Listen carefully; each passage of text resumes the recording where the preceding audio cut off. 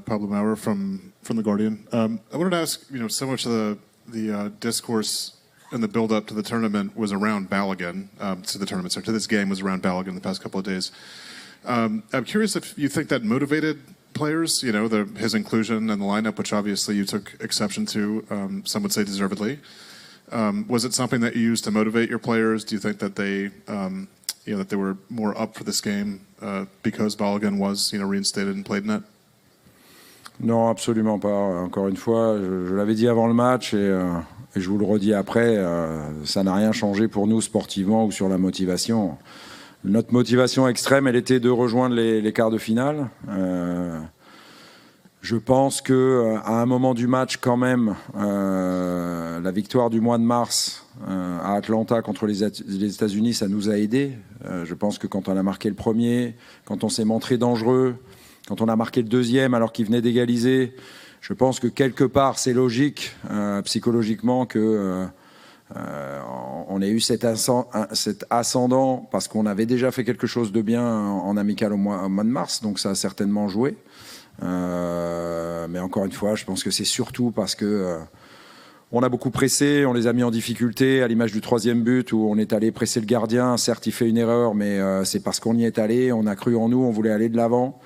Et on voulait absolument inverser cette tendance parce que, encore une fois, cette équipe des États-Unis, elle est formidable sur l'envie, le pressing, le jeu haut, le jeu combiné, et ils méritaient largement d'être en huitième. Et c'était un adversaire difficile. On savait que de toute façon, à partir du moment où on a rencontré le Sénégal et les États-Unis, ce seraient deux matchs difficiles et celui qui vient sera aussi un match difficile. Mais pour aller loin dans cette compétition, il faut être capable de battre de très bonnes équipes comme les États-Unis en sont une. Nils. Monsieur Garcia, Nils Poissonnier, Atlas News. Vous avez parlé avec Balogun après le match. Qu'est-ce que vous avez dit? C'est lui qui est venu me voir. Donc j'ai apprécié qu'il vienne me voir. Mais lui, il y est pour rien. Voilà, absolument pour rien. Donc c'est ce que je lui ai dit. J'ai apprécié qu'il vienne me voir. Et c'est un joueur que j'apprécie beaucoup.